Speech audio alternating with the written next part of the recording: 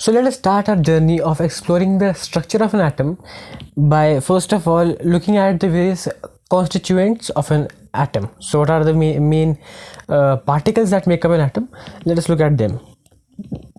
So obviously there were many experiments were being conducted on atoms, and through those experiments, so I will for now skip those experiments and quickly come on to the out to the conclusion.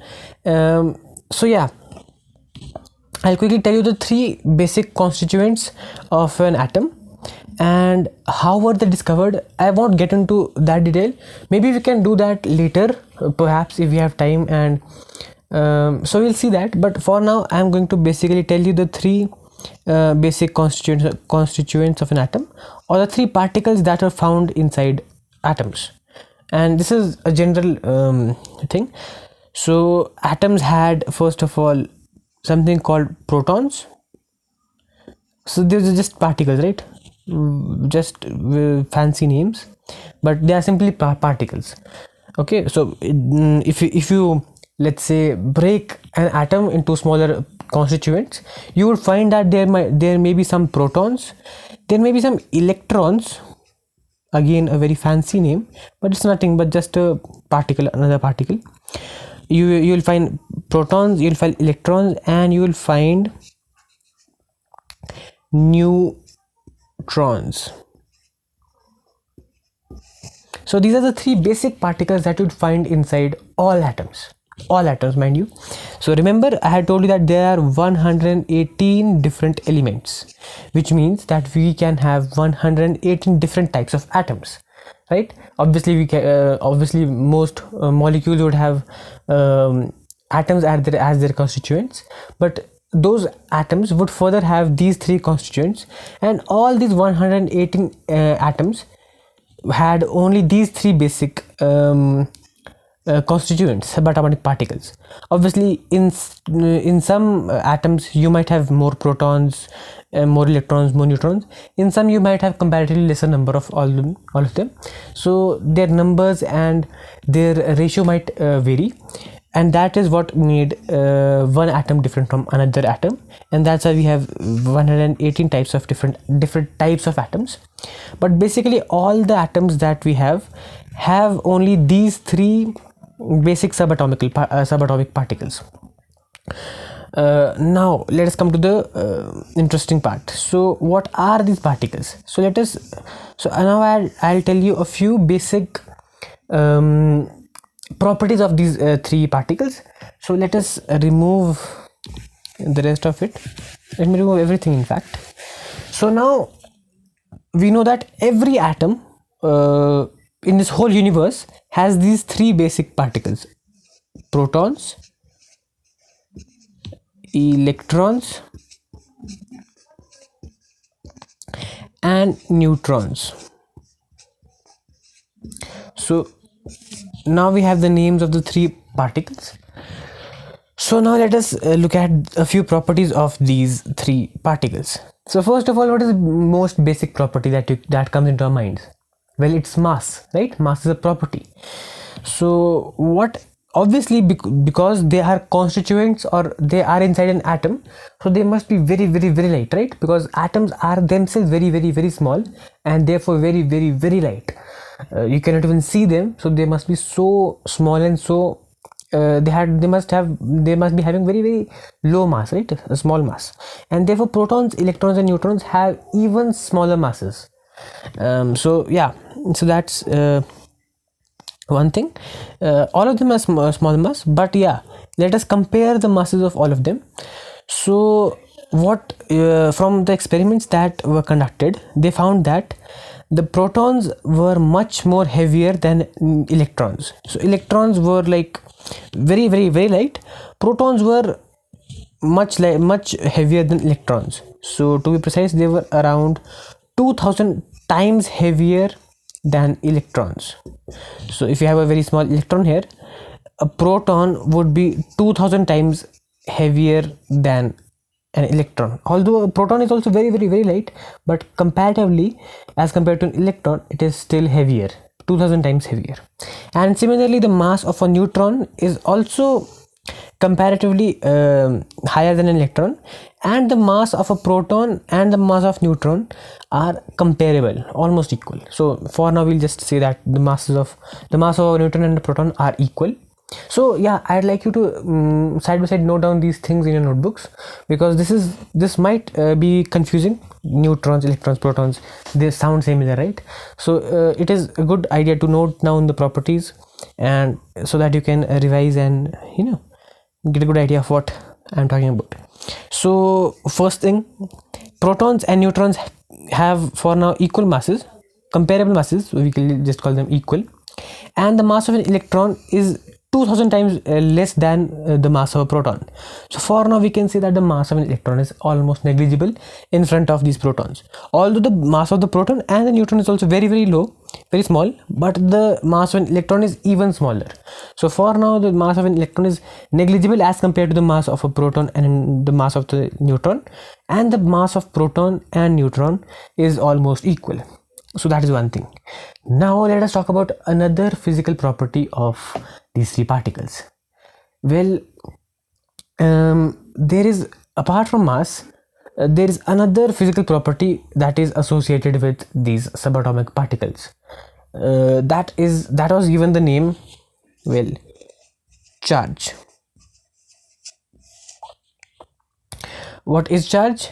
Well, it is just a simple property. You don't need to get into the details of what charge is, because if we start into getting into those questions, what is charge, why is there charge, those are very philosophical questions. That is similar to asking, why do things have mass? Well, there are no answers to such questions.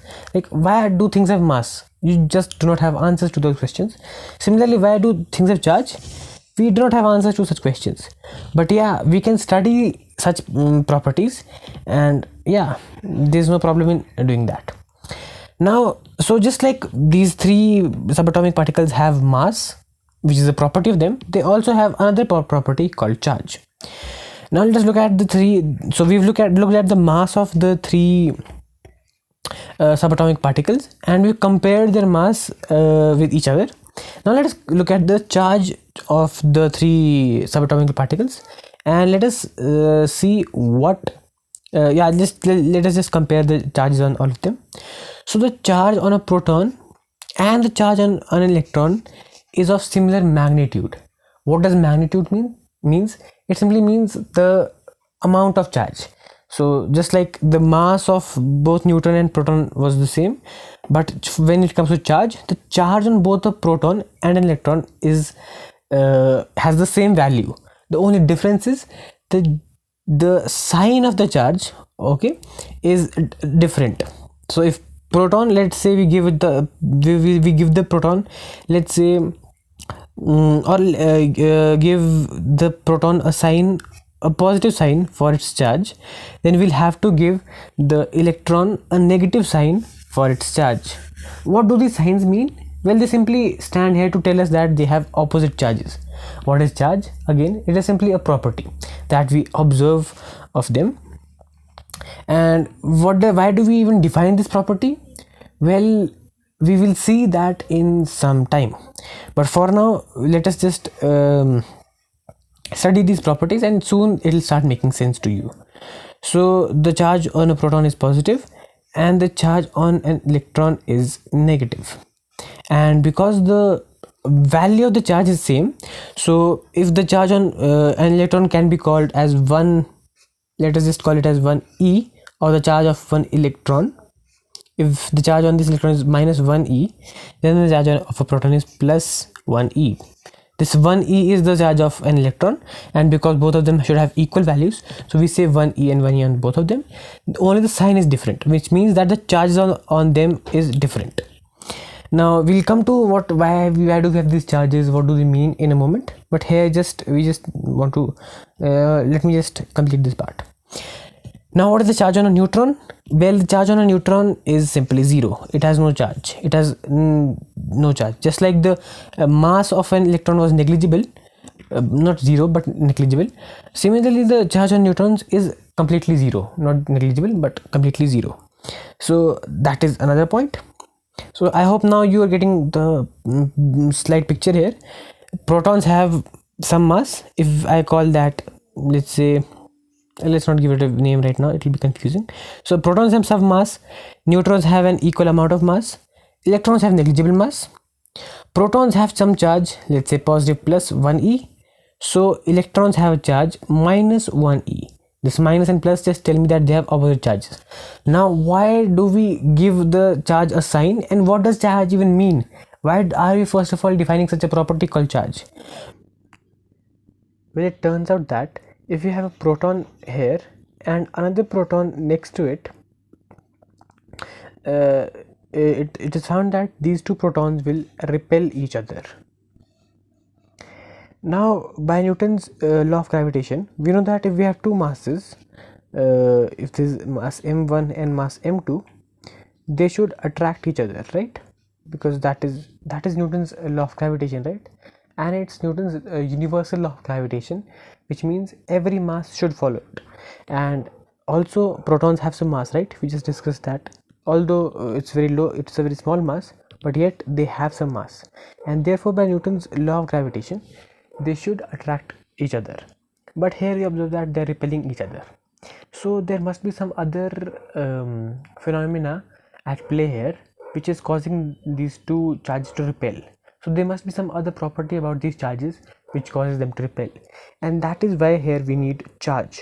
This is that property that makes them repel.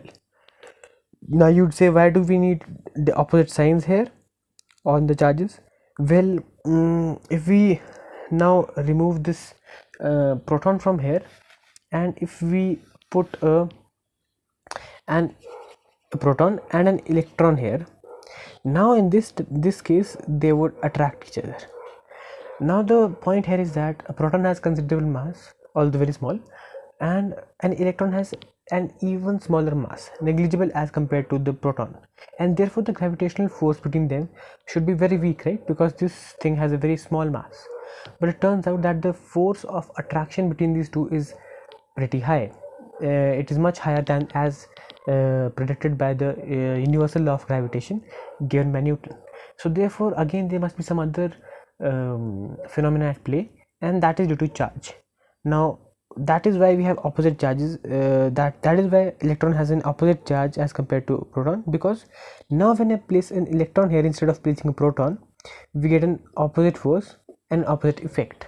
So to show this opposite effect, we need some property that is exactly opposite for an electron.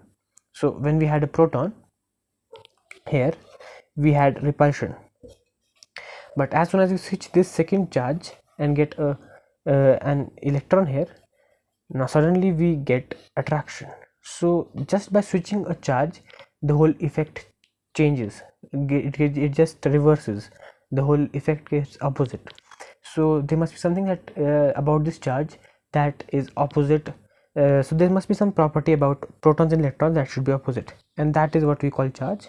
And that's where the signs are exactly opposite on a proton and an electron. But the force of attraction in this case and the force of repulsion in the case of two protons is exactly same. Only the direction is different, but the force has the same value, and therefore the two have the same value of charge, just because they have similar effects. So that is a basic overview of charge, and we have discussed the three constituents of atoms, the three subatomic particles, and we have discussed two properties of these three subatomic particles. First is charge and the second is mass.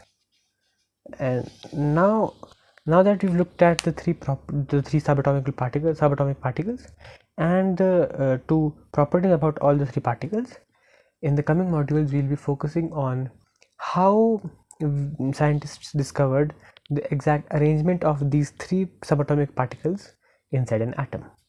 So that's it for this video.